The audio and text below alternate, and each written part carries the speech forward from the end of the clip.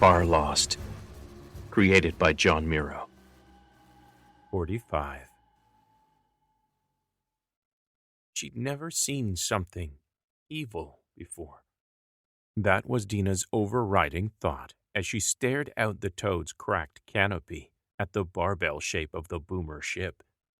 Only kilometers away, and magnified even closer on the Toad's screen, the two circular sections on either end of the long bar were more hexagonal, the bar a bit thicker than a dumbbell. But it was still a good analogy, she thought, except for the bristling sensors, antenna, and thicker protrusions which looked plenty menacing to Dina, although nothing fired or flared or pulsed out to turn her into meat sauce. She remembered the vids she'd seen and realized there was no reason for the boomer to possess ship-to-ship weapons. It was the ship-to-ship weapon. She looked over to the closest of the two sides of the barbell design. No windows, no obvious weak spots, just a dark reflective surface with the occasional glow of light that seemed to coincide with a change in velocity or direction. No puff of gas like the Toad's thrusters. Plenty of little glittering puffs from what she figured was atmosphere escaping. Wavering, damaged, and bleeding air. It was still coming. Slow, course-correcting constantly, but it was coming. And Jesus, it looked angry. I get it now, she muttered aloud. The thing was a devil, come to drag them down to whatever passed for hell in these places. I'm sorry, Pilot Rodriguez. That deep voice, the Betty's Lobster First Officer's voice, sounded so sad. For her. She almost laughed. First Officer Doug and everyone on that tram she'd been trying to ferry back to Six and the Betty were all as screwed as she was, but its first words were for her. Not your fault, she said. There's assholes all over. Mechanical laughter from Salix's voice box filled the line. Even carved out by a machine, it sounded defeated to Dina's ears. She shook her head. No way. We're not cooked. So how do we fight? Can't fight. Once their tentacles grab you, can't fight, one of the tumblers squawked. Dina growled. Well, they're faster than us, even dinged up, you can see that. So they're going to get their tentacles on us. So what do we do? Static answered her. At least tell me what we're up against. Newark, Posk, you said they were like you, right? Bigger, parroted one of the tumblers. Us, but bigger and stronger. And meaner, said the other. She hoped she lived long enough to tell them apart. Warrior class, Salix continued, born twice as big, with tentacles reaching twice as long. I've seen warrior tumblers crush ships hard enough with their tentacles to vent atmosphere, Doug told her. Boomer tumblers will be full of drugs to keep them aggressive and attacking, even as the rads and vacuum of space eat away at them. Once they get to us, we're done, Sal summed up. Not giving up yet, if that's okay with you, Dina growled. We'll fight. We won't let them take us, said the deeper tumbler voice. Posk, Dina guessed. You've got thrust enough to make it back to the Betty, human, Salix said. The boomer's damaged. We'll try and buy you. Screw you, Chia Pet, Dina yelled, writing in anger, fueled by the fact he'd caught her out. She'd been thinking exactly the same thing. Not that she'd throw anyone to the wolves. What good would running do, anyway, if there were more of these boomer things coming? You couldn't get away carrying us, Douglas told her, truthfully, and we can't get away at all. So just go. At least it's a chance. We'll get in a few kicks, trust us. Just quit it with that walk-away shit and let me think. Proximity alarms chimed. Displayed on a rear cam, the boomer ship was 40 clicks out. Even damaged and flying wobbly, it would be on them in minutes. Looking over the image, Dina wasn't impressed. Ship's not much but a mouth to drop soldiers, she muttered. A cracked and broken mouth. She saw missiles mounted in clusters around either end of its dumbbell shape. Why wasn't it just vaporizing? No, Dina remembered, they didn't want to destroy her and her new friends. They wanted to take control of their ships. That gave her maneuvering room. She tapped screens, dragged course plots, weighed odds. Then, before she could second-guess herself or piss her pants, she poured on the aft thrusters.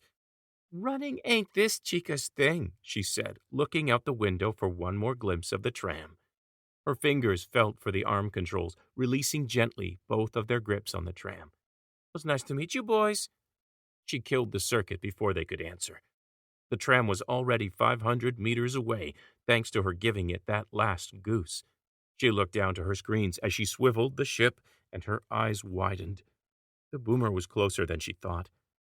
Bright glows flared like some science fiction version of propulsion, and the meter count on the screen showing her the ship dropped below 1,000 and kept right on plummeting. The boomer ship sniffed at her with some active scan that made another alarm bell flare. Dina slapped the audibles off and stared at the cracked ship leaking some kind of atmosphere. Half a kilometer off now. Its trajectory shifted, vectored on Dina and the Toad, not the tram. Yeah. Dina smiled and goosed her little ship forward. Several more silent alarms flashed on her screens. Starting to look like a dance club in here, she thought. Her mind flashed back to a wooden dance floor beneath palm trees, and her tall, handsome doctor spinning her. She remembered a sweet merengue backbeat and the smell of his aftershave, then shook her head free of the memory. She was beginning a different dance now, and it was one she was gonna lead. She reached a far screen and tapped the little musical note icon, selecting a playlist. Congas, cabeza, and cowbell began to fill the cockpit. Dina's smile widened. Even when she was about to get her ass kicked, Dina loved this part. When she was a little kid in the neighborhood, she came home from school with bloody noses every other week. Not because she was mean, but she could be. Not because she liked to hurt people, which she didn't, most of the time. Because nothing made Dina's blood boil like a bully. Dina's head started to nod in time with the Latin music quickly picking up speed in her helmet as she articulated the Toad's mechanical arms forward, pincers wide. One arm had an electron beam mounted, the other a precision laser cutter. She fired them both up. She grinned, remembering that time in L.A. she watched two drunk assholes jousting with flagpoles on 10-speed bikes in the parking lot outside a liquor store. Loser bought. "You're buying, assholes," she snarled, and turned up the juice to both cutting implements on her robot arms. The proximity alarm sounded off over the music in her helmet. Shit, they were like axes in her head. She cranked her music louder. The boomer ship came on straight and fast. Flying by eyeball now, Dina waited until it was close enough, then nimbly flipped the Toad around above the boomer and fired up her afts again, matching its course. The whine from the Toad's ass end made her teeth rattle. She grinned a feral grin. Under 100 meters. 80. 60. The boomer was venting so much air, Dina wondered what was left for the boomers to breathe inside, and something was sparking on its far side. 40 meters. Only one of what looked like a bank of thrusters was still functioning. It was only moving so fast because of leftover thrust from its last nuke love tap. 20 meters. 10. And then, Dina was on it. No death rays reached out to torch her as she dug the Toad's left arm into the boomer's rippled, warped hull. More glittering crystals of frozen atmosphere smashed into the Toad's already cracked cockpit window. Dina didn't even flinch. Then, dozens of black and pink tentacles were writhing through the crack. Then they were pushing their way around the crevices beneath Dina's other robot hand. She dimly realized the stars were streaking sideways behind her attacker, and she knew the ship below her had lost attitude control. It was dying. She helped it along, stabbing her right hand inside and igniting the cutting tools. The atmosphere inside caught fire. The tentacles, reaching outwards, were engulfed in flame. Dina's face craned forward, wincing to see the boomer's hull through the orange and blue flames licking out. She sang a few lines of the song, her shoulders bobbing along with her head as she pierced another hole with the claw. The gooey center of another tumbler dripped away, sucked free of her claw and the ship. She whistled, pouring some thrust on, and watched with a mixture of snarling glee and a horror she barely felt as a huge square of the hull came loose. More lashing, whipping tentacle bodies disappeared into space. One flew straight at her. She reared her right arm up and grabbed for the thing, snagged before the thing got to the glass bottom of the Toad's cockpit. Even as she watched, pieces of it were sucked away into vacuum. Dina was horrified and fascinated by the brutal anatomy lesson. A long muzzle broke through the brambly exoskeleton and layers of gauze protecting its soft center. The teeth didn't look so soft as its mouth opened and long fangs bounced off the Toad's window and hull. She fired up the cutter on the arm again, and the thing blew apart. Half the mass of mostly black tentacles cindered as they disappeared. The other half now went limp, like a squid out of water, wavering in her grip until she tossed it away. Dina grabbed more of the broken hull and tore it off. Grabbed again, had a scary moment when she thought she'd be flung free, and grabbed something substantial. Something long and heavy that rippled everything mounted over top it. She maxed her thruster, and a long beam tore free, and the dumbbell shape broke in two. Dina shrieked black bliss as half the boomer exploded, and the smaller parts exploded again. She immediately landed on the donut on the end of the remaining half and pulled until she found another beam and shattered it completely. Something exploded while she was holding on. That brought Dina back to herself. She spent scary minutes straightening the Toad out again. It took longer than before, because of the ice water pouring straight inside her spine when she saw her fuel gauges, all in the red.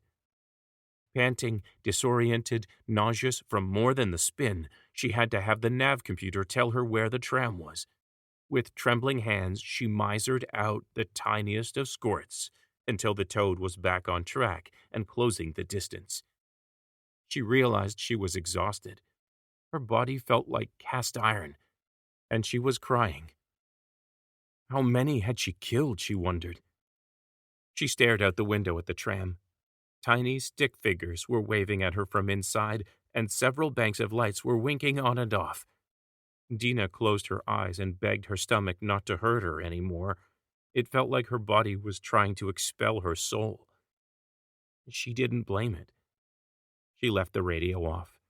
She didn't want any of the cheers it looked like the creatures on the tram wanted to give her, not for what she just did.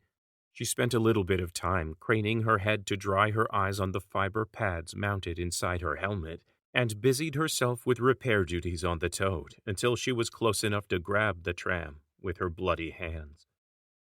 Toad was listening, and she wondered how badly she'd damaged the poor thing.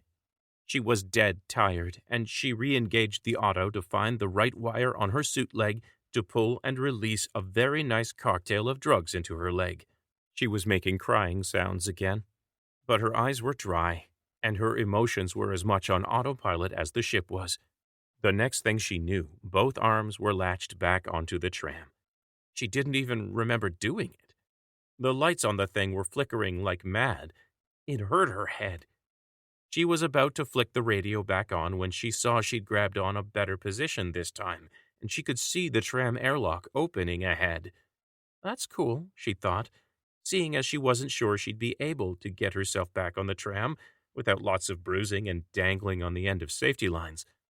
Then a tree root the size of a horse slammed into the cracked canopy. Not root. Tentacle. Black tentacle. It shattered the canopy.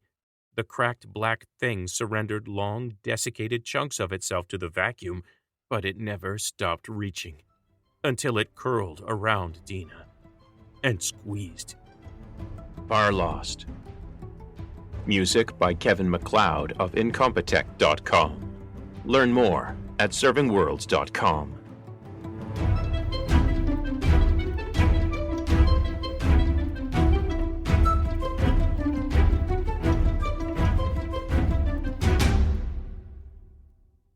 Hi, John Miro here. Farlost is brought to you by my backers at Patreon. Patronage starts at $1 a month, or about 25 cents a cliffhanger. Patreon.com. Thanks for listening, and thanks for your support.